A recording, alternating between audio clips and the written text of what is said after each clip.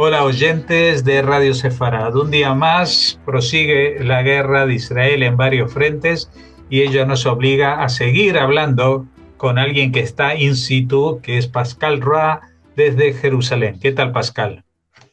Hola, Jorge. Sí, un día más en los varios frentes, contando lo que pasa en unos puntos más candentes que otros. Hoy ha habido noticias en unos de ellos, en unos de los frentes, e incluso en el frente interior, porque si bien recordamos, y por ahí empezaría, si bien recordamos el atentado en Beersheba del domingo cometido por un ciudadano israelí beduino, o sea, musulmán de una comunidad beduina del Negev, hoy ha pasado un hecho similar, porque a esto de mediodía hoy, en la ciudad de Hadera, una ciudad que se encuentra al norte de Tel Aviv, en la costa mediterránea, eh, otro ciudadano israelí ha cometido un atentado en varios sitios. Se ha desplazado en motocicleta y según se cruzaba con la gente en su paso, eh, provisto de un cuchillo, empezó pues, a cometer esos atentados, esos ataques contra ciudadanos de a pie que circulaban, o sea, que paseaban en las calles de Jadera. Cuatro sitios, al final ha podido ser neutralizado, ha sido abatido por las fuerzas del orden, pero en su camino pues ha cometido actos muy violentos que resultaron en varios heridos y 5 de ellos en estado grave a la hora que hablamos en esta conexión. Ya veremos cómo evoluciona su salud, su situación. Se trata de un ciudadano israelí árabe de una localidad muy próxima de Hadera. Hablamos de Al-Fahem, es un pueblo, ciudad, perdón, árabe, con mayoría árabe, que se encuentra dentro de Israel, o sea que son ciudadanos israelíes, y esta persona de 36 años había sido suelto de la cárcel hace poco, hacía trabajos comunitarios, como se llama, tras, tras estar condenado a estar en una cárcel, pero cuya pena había sido suspendida a cambio de estos trabajos comunitarios. Había sido detenido por yihadismo, o sea, estaba vinculado a ISIS, a Daesh, y nada, él salió con su motocicleta y decidió matar a israelíes que se encontraban en su camino. Al-Fahem es una ciudad muy cercana a Jenin, o sea, todos los días hablamos de las redadas antiterroristas que están en el otro lado de la línea verde, esta vez del lado de Cisjordania, y a 20 kilómetros a veces los ciudadanos que sí tienen nacionalidad israelí tienen las mismas ideas que los terroristas que se esconden en esa ciudad o en Tulkarem o en Tubas. Es decir, que la mentalidad es más o menos la misma, pero son más difíciles de cazar porque precisamente viven dentro de Israel. Es un poco para explicar a los oyentes una paradoja porque muchos de los árabes que viven en Israel tienen acceso bueno, a servicios, a educación, a todo el sistema que propone Israel para todos los ciudadanos, sin ninguna distinción, pero al mismo tiempo sigue habiendo ciudadanos árabes que anhelan la violencia, anhelan el yihadismo como este individuo. O sea, no se puede controlar todo. Podemos decir que el estado o sea, el bienestar de los palestinos o de los árabes, algunos quieren que se le llamen palestinos, pues prospera en Israel. Pero al mismo tiempo miran a sus vecinos de enfrente y dicen, igual su lucha puede ser la mía. Así que es difícil para Israel controlar los individuos semejantes que quieren cometer actos de violencia dentro del propio país donde viven. Es toda la paradoja. Ujú. Donde viven ellos, sus padres y sus abuelos y todos los que le han precedido, porque como decimos, son árabes, pero que estaban dentro del territorio que durante la Guerra de Independencia quedó en manos de Israel, de lo que había sido la Palestina británica, que estaba destinada a convertirse en un Estado judío y en un Estado árabe. Eh, Estas son las cuestiones de la historia que a veces son tan difíciles de comprender, más cuando han pasado ya tantas generaciones, ¿no? Porque uno dice, bueno, aquel que lo vivió en carne propia, en primera persona, puede tener ahí algún resabio que es incurable de no sé qué, algo que pasó con su padre, con su hermano, o con su mujer o lo que sea, pero esta gente están simplemente inducidos a esta violencia por cuestiones ideológicas, porque aquí es el tema que no es una cuestión personal de lo que ellos han pasado, sino que a través de una ideología, y una ideología es algo muy peligroso cuando supone darle carné de autenticidad a la violencia, a la muerte, a matar, porque tú estás, digamos, bendecido para ello por tus dioses, ¿no? O por tu Dios, en el caso del monoteísmo, ¿no? Pero cuando ya no son ni siquiera las voces en tu cabeza de alguien que es un psicópata que te inducen a matar, ¿no? Son las voces de un coro social muy amplio que te llega a través de los medios de comunicación, te llega a través de la religión de forma oficial en las mezquitas, los discursos, las amistades, la prensa, todo eso va conformando un yihadista que en este caso, quizás en Occidente, se puede entender mejor en qué consiste, porque era un miembro de Daesh, es decir, alguien que estaba viviendo en una sociedad con menos conflictos económicos, por ejemplo, porque los árabes que viven en Israel tienen un nivel económico mejor que, por ejemplo, los árabes que vivían o que viven en la Franja de Gaza, entre otras cosas porque la gestión durante 18 años de Hamas en la Franja de Gaza fue nefasta y para lo único que utilizaban el dinero en vez de para la prosperidad y la felicidad de la gente es para crear túneles y comprar armas, ¿no? Entonces, tenemos que este tipo de alteraciones sociales sí se han dado en Europa, en lugares donde también personajes como estos han crecido en un ambiente de libertad, de igualdad, de cierta opulencia. Evidentemente, no todos tienen la vida resuelta, a veces provienen de familias humildes, pero no han pasado hambre, por ejemplo. Estoy seguro que los árabes de el Fajem no han pasado calamidades porque justamente Israel siempre ha sido un Estado que ha vigilado el bienestar de sus poblaciones, sean judíos, sean cristianos, sean árabes, musulmanes o del tipo que sea, ¿no? Entonces, este tipo de cuestiones que uno puede decir, no, que la población de la Franja de Gaza ha sufrido penalidades. Bueno, pues este chico no ha sufrido estas penalidades. Tiene un envenenamiento ideológico. Y es mucho peor porque no necesita ninguna condición previa para ser y convertirse en un asesino de masas. No necesita nada más que alguien que le coma el tarro.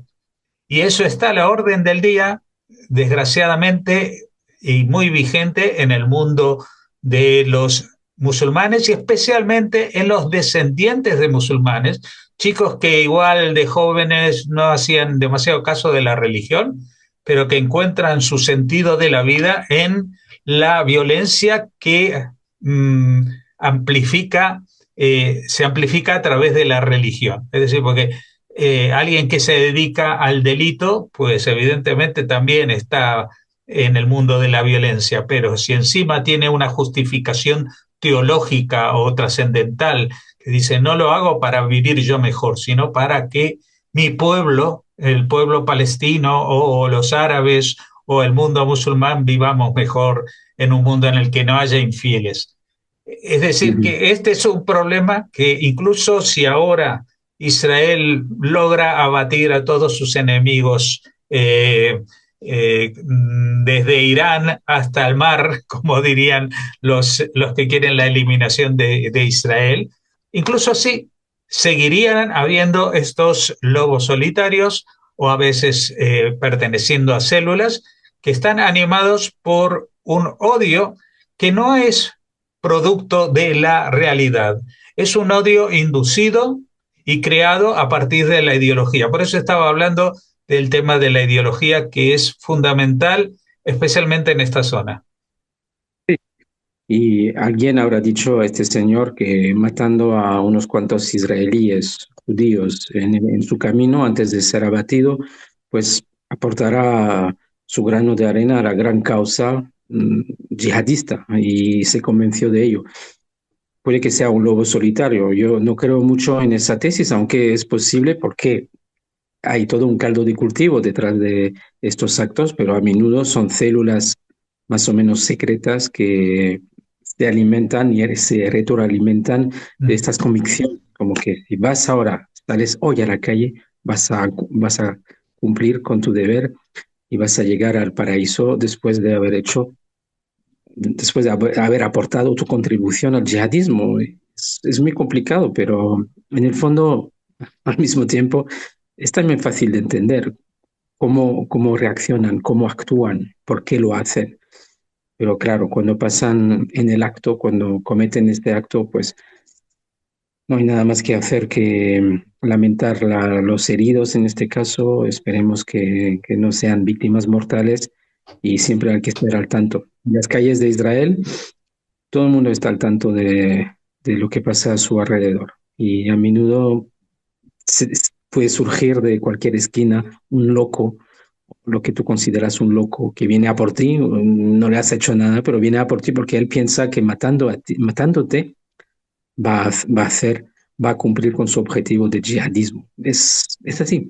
Pero también pasa en las calles de Europa, y lo hemos visto, Uh lo -huh. vimos en últimos años en varios países, Francia, Bélgica, por ejemplo, Alemania, y son casos de manicomio, pero reales. Tenemos que tener mucho cuidado con, como tú dices, esa ideología.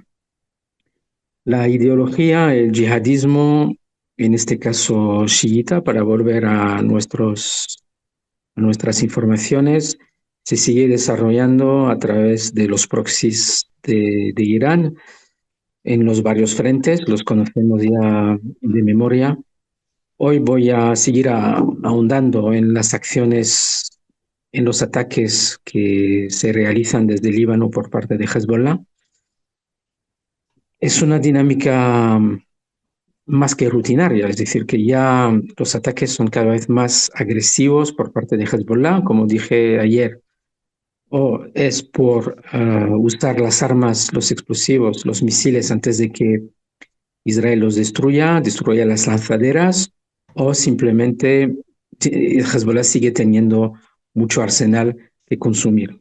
En cualquier caso, y anoche ha habido muchísimos ataques en la zona de Haifa, o sea, todo que es la región de Haifa, y también Safed, Acre, toda la Galilea inferior, superior. Ha habido muchísimas explosiones, centenares de cohetes y desgraciadamente cayeron hace un par de horas misiles contra la ciudad muy cercana a la frontera de Kiryat Shmona y ahí resultaron muertas dos personas israelíes, dos ciudadanos israelíes que paseaban el perro y desgraciadamente les ha caído, en este caso, eh, trozos, esquirlas de los misiles y murieron en el acto.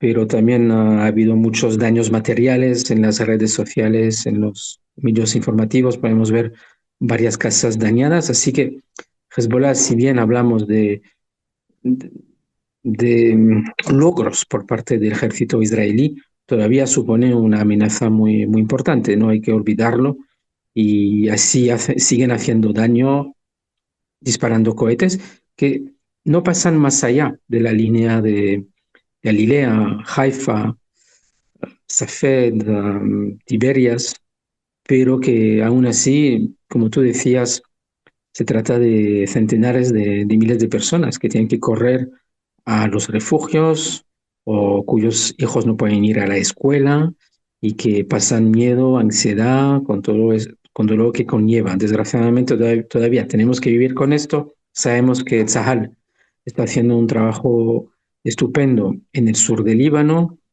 destruyendo posiciones de Hezbollah, túneles, lanzaderas, depósitos de armas, también en Beirut, sur de Beirut, también en el valle, perdón, de la Bekaa, pero es un trabajo que se hace paulatinamente y se consiguen los objetivos, por ejemplo, de ocupar posiciones en el sur, aldeas, pueblos, muy poco a poco. Y lo está logrando Israel. Lo que sí estamos comentando, lo que estamos viendo es que según Sahal, Hezbollah estaría empezando, a pesar de todo lo que te he dicho ahora de los ataques, estaría sufriendo poco a poco una suerte de desabastecimiento. Espera, lo digo yo, desabastecimiento. Gracias, de armas, sobre todo de las que vienen de Irán, porque sabemos que Israel consigue cortar la ruta de envío de armas, rutas de contrabando, así que, y también destruye mucho arsenal, a pesar de las decenas y decenas de miles de misiles que sigue teniendo en su posesión. Así que se especula que Irán podría empezar a pensar o sea, Irán podría empezar a activar los proxies que tiene en Siria, en la altura de Golán. También los de Irak, aunque son menos numerosos, así que no sería de extrañar ver también fuerzas chiitas que se encuentran en Siria actuar, atacar desde ese país más activamente en el norte de Israel. Es una posibilidad, pero la cuestión de desabastecimiento eh, no tiene no hay duda sobre esto, porque es una realidad.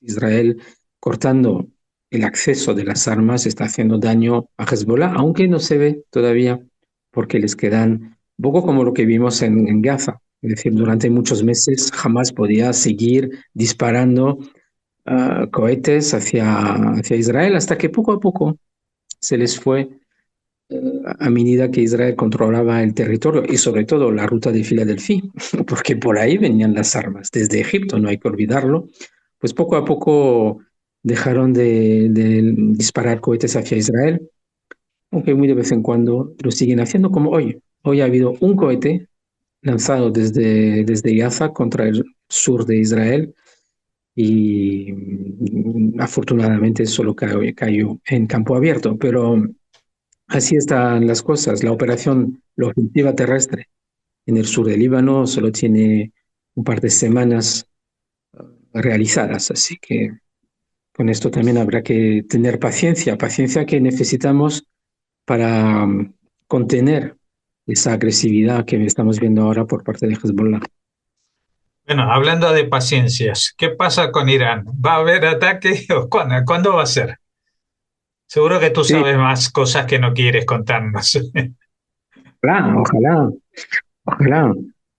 No, lo que sabemos es que va a haber una llamada telefónica, mira, entre Biden y Netanyahu. Esperemos que Biden esté en posición de poder hablar con Netanyahu.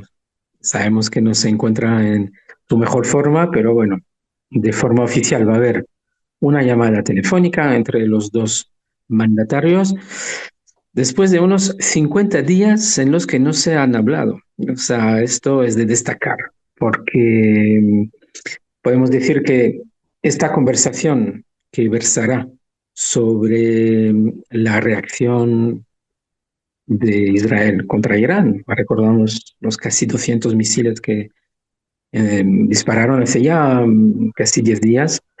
Pues versará sobre esta respuesta, pero el contexto es un tanto complicado porque es un contexto de roces, de desencuentros, de desconfianza entre la administración norteamericana e Israel, sobre todo porque se ha sabido que aparentemente Israel no le comunicó a Estados Unidos que tenía el objetivo de matar a Nasrallah. Se, se sabe que se lo comunicó unos minutos antes. Ya era demasiado tarde para filtrarlo a la prensa. Lo estoy diciendo porque es también el argumento que usan que esgrimen las autoridades israelíes sotto voce, es decir, no de forma oficial, para decir, ahora no vamos a decir mucho nuestros planes a Estados Unidos porque de vez en cuando salen a la prensa, de vez en cuando los enemigos se enteran y eso no lo queremos. Seguramente que no hay mala fe detrás de todo esto, pero como hay muchos factores y muchos actores en juego, y sabemos que Estados Unidos está, están como locos para parar la guerra, porque no está en su interés, pues es su forma también de presionar, sin decirlo, Israel, para ir muy poco a poco. Lo vimos con Rafah también. Estados Unidos no quisieron que Israel entrara en Rafah y al final Israel lo hizo o sea, sin escuchar las recomendaciones de Biden y resultó un éxito. Así que Israel se fía a su instinto y también a su propio contexto, que es un contexto de supervivencia, un contexto de vida o muerte. Es muy importante, cosa que el mundo occidental, desgraciadamente, prisionera de sus propios intereses internos, no consigue entender. Pero para Israel no hay otra elección. La entrada en Hezbollah, incluso a pesar de lo que dice Pedro Sánchez, porque acabo de leer que llama la incursión terrestre de Israel una invasión, dice, ahora hablando creo que en el Congreso, dice que es una auténtica invasión por parte de Israel de un país soberano que es Líbano, sin entender nada del contexto, por supuesto, como siempre, pero para Israel realmente no hay ninguna opción, es lo que tenía que hacer, lo quiera o no Biden, y a pesar de todo, Estados Unidos todavía apoya a Israel en lo que sea, pero siempre es complicado. Así que vamos a ver esta noche, cuando hablen los dos jefes de Estado, qué resultará si mañana tenemos sorpresas. Si de repente hay un ataque por parte de Israel, ¿hacia qué objetivos? Tampoco lo sabemos, pero igual mañana tendremos respuesta antes de Yom Kippur. Ujú. Bueno, también se hablaba estos días de que Biden estaba ahí moviendo fichas para un acuerdo de alto el fuego del Líbano, de no sé qué, pero me parece que eso, o sea, ya dejamos de creer en eso con el tema en Gaza. Ahora con el tema de Hezbollah me parece que no tiene mucha credibilidad, ¿no? No, pero eh, es bueno, se han difundido informes como que hay intentos no oficiales, o sea, entre bastidores de conversación entre varios países árabes con Estados Unidos, de los que Israel estaría al corriente para intentar buscar una salida, una salida diplomática, una vez más, a lo que pasa en Líbano, intentando lidiar o intentando relacionar esta situación con Gaza, pero realmente es todo muy incipiente. Lo que sí hemos sabido es que, o lo que hemos visto en nuestras pantallas, es que el líder que llamaría suplente, líder suplente de Hezbollah, Naim Qassem, muy sudado, bueno, siempre con mucho miedo, porque mientras habla se ve que no tiene que tiene mucho miedo y cualquier líder de Hezbollah tiene mucho miedo esos días. Pues en su discurso televisivo hacia, hacia su público decía que por supuesto estamos ganando la batalla, que Hezbollah sigue en pie como nunca y que vamos a elegir a un sustituto de Nasrallah cuando sea el momento. De momento por la guerra no podemos, bla, bla, bla, bla, bla, bla. Pero lo que ha dicho que era lo más importante es que Hezbollah estaría dispuesta a un cese el fuego, sin entrar en muchos detalles ni condiciones. Pero el hecho de que de repente Hezbollah, de forma oficial, diga, estamos ya dispuestos a escuchar un cese el fuego, estaríamos interesados, señala un profundo debilitamiento de la organización. O sea, no es una cosa que hubieras escuchado hace un mes, cuando todavía vivía Nasrallah. Así que, por supuesto, Israel no quiere saber nada de ello porque está ganando la guerra en el terreno y sus condiciones será el desarme de Hezbollah y sobre todo que recule, cosa que todavía está logrando el ejército en el terreno, que vaya más allá de los 40 kilómetros de rigor. Así que de este contexto, o sea, si hay negociaciones entre bastidores de las potencias árabes, sobre todo los sunitas, y Estados Unidos con Israel de fondo, pues también se enmarca estas conversaciones, se enmarcan en esta voluntad de Hezbollah de intentar salvarse la piel. Así que Israel en todo esto tiene mucho que ganar de no aceptar de no aceptar un cese el fuego en este momento, sobre todo porque Hezbollah tampoco habla de la situación en Gaza. O sea, no, para Hezbollah lo importante es lo que pasa en Líbano sin vincularlo con Gaza, y de esto Israel no quiere hablar, porque primero son los rehenes, el desarme total de Hamas y la huida de Sinwar o cualquier otra cosa que sea en sus intereses. Bueno, tenemos un panorama a la vista. Vamos a ver si también el escenario bélico sigue dándonos noticias similares a las de hoy, que son justamente lo que caracteriza es la escasez de novedades, es decir, siguen los procesos que ya están puestos en marcha en el sur del Líbano, siguen las respuestas de Hezbollah, pero con vistas a disminuir. Muy poca resistencia que podamos apreciar en Gaza. También los otros frentes sin novedad, como los hutíes o las milicias iraquíes o incluso desde territorio sirio. Yo creo que están todos ellos más pendientes de lo que haga Israel, que Israel ahora preocupado de lo que puedan hacer ellos. Esa es mi sensación, ¿no? Y que eso es lo que es una de las señales principales de que la tortilla se ha vuelto. Antes todo el mundo estaba pendiente qué iban a hacer los palestinos, qué iban a hacer Hamas, qué iban a hacer los de Cisjordania, qué iban a hacer aquí y allá. Y ahora están todos pendientes de cuál va a ser el siguiente paso de Israel. Si van a seguir avanzando como hormiguitas de a poco en el terreno en Líbano o de pronto va a haber ahí un salto cualitativo y una operación de mayor escala, si va a haber o no una operación contra los hutíes, que si bien han habido 2 operaciones de castigo, todavía queda alguna en el tintero. Y por supuesto, lo que todo el mundo está esperando es cuál va a ser la respuesta israelí al último ataque aéreo de Irán, que ya no es una cuestión de empatar o desempatar los ataques, sino que Israel tiene que hacer notar que ya no va a soportar otro ataque de Irán. Este va a ser el mensaje. ¿Cómo lo van a lograr?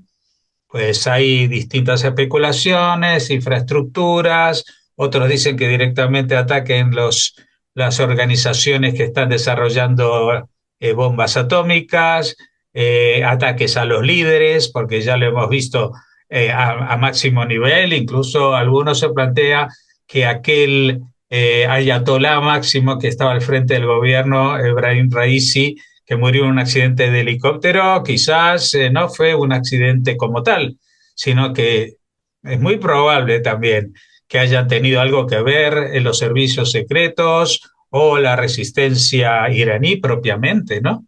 Es decir, Ese personaje tenía muchos enemigos y el régimen de los ayatolás tienen muchos enemigos internos a los que va a ser muy difícil controlar si esta tensión sigue y si este descrédito a su régimen sigue.